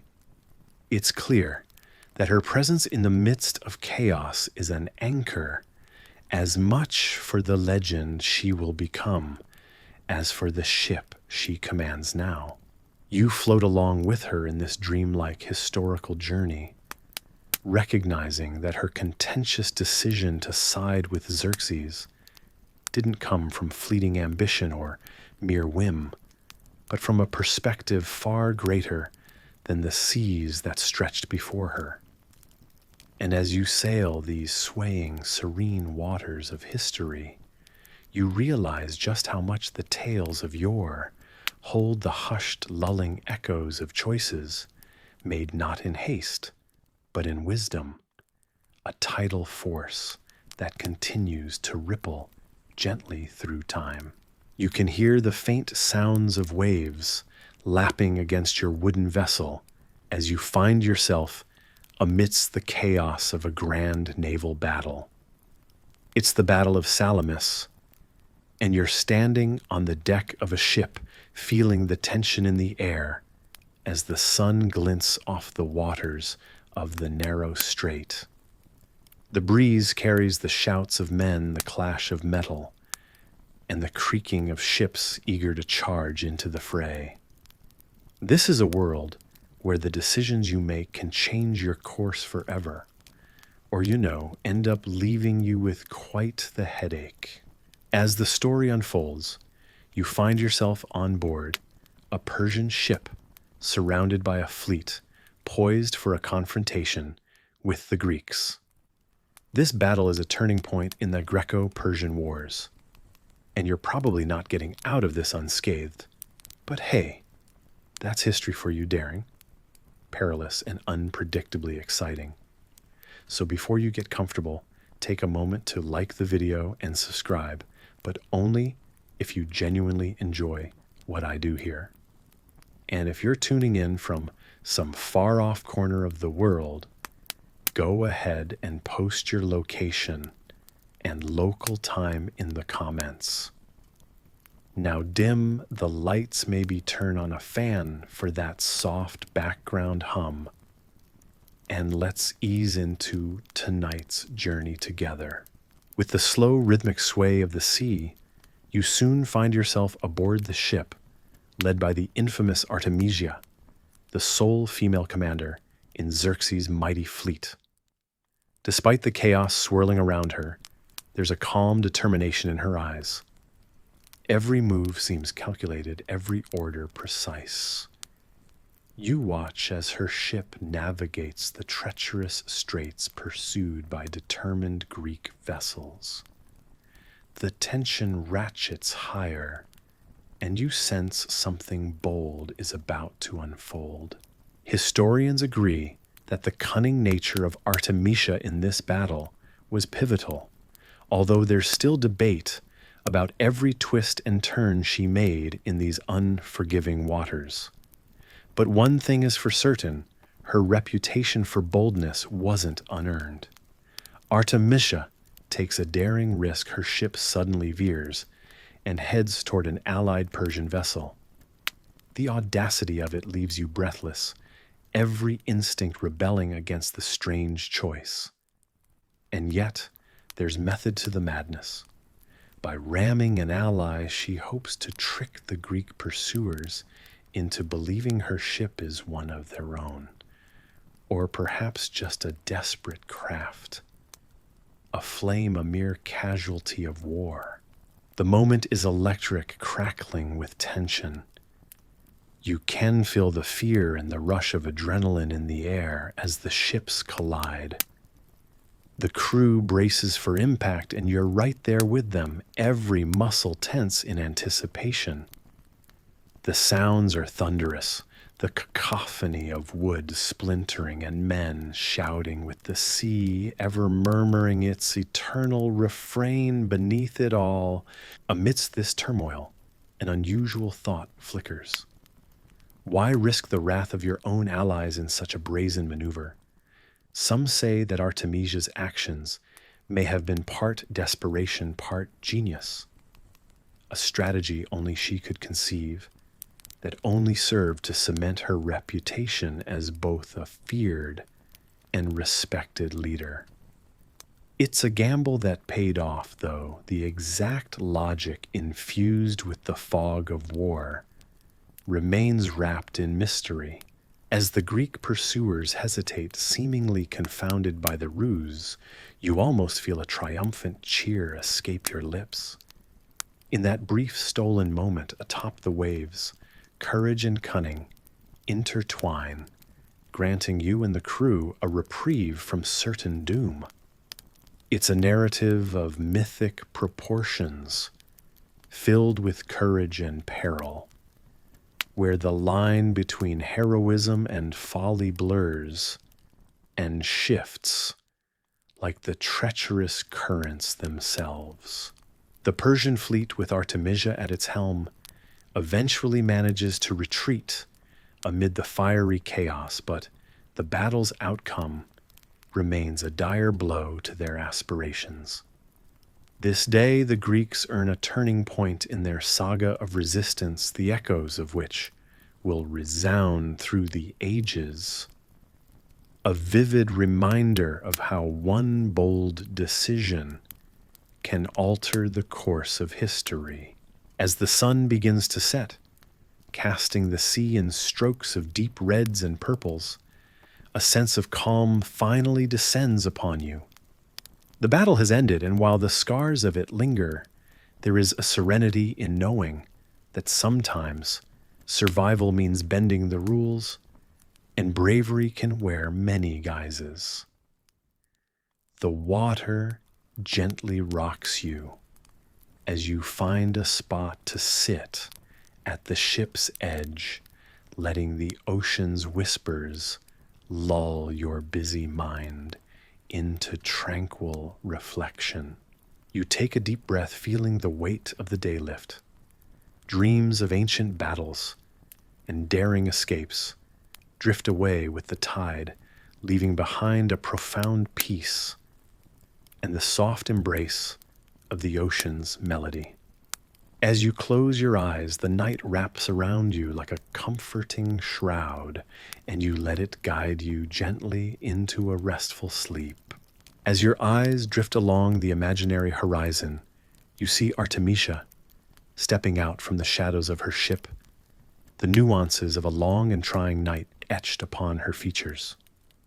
The defeat at Salamis hangs heavy over the Persian camp, a stark reminder of the unpredictability of war.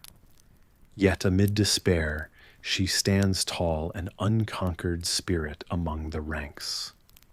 She has her own plans to salvage what remains of their ambitious campaign, a plan that requires her to convince the great King Xerxes himself.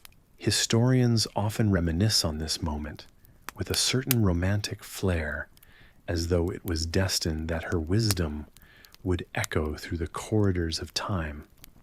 Some still puzzle over exactly how a woman managed to wield such influence in a predominantly male-dominated hierarchy. Was it her lineage, her unparalleled courage in battle, or her tactical brilliance?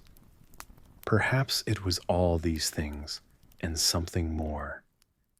Something as ephemeral as the mist rolling over the Aegean Sea. Picture the Persian camp alive with murmurs and the movement of restless soldiers. Rumors swirl around, much like the cool winds, signaling the closing of a sweltering Mediterranean day. It's into this setting that you find yourself drawn, wandering among the soldiers, listening to their stories of lands far away and battles both lost and won.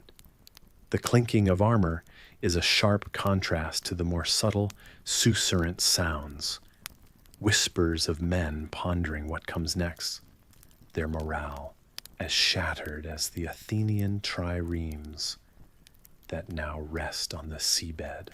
Through the throng, you see the imposing tent of Xerxes, the emperor. Inside is where history will bend to the will of Artemisia. With a grace that belies the urgency of the situation, she strides confidently toward an audience that many would find intimidating, if not altogether life-threatening. Yet this is her realm, as much as any battlefield or council chamber. The candlelight within casts flickering shadows against richly woven tapestries, creating a dance that mirrors the dialogue she's about to engage in. Her voice, calm and measured, cuts through the ambient noises and commands attention. Mighty king, she begins her words, carrying with them the weight of experience and foresight. Listen to the counsel of one who has seen battles lost and won, who has felt the sting of defeat and the thrill of victory.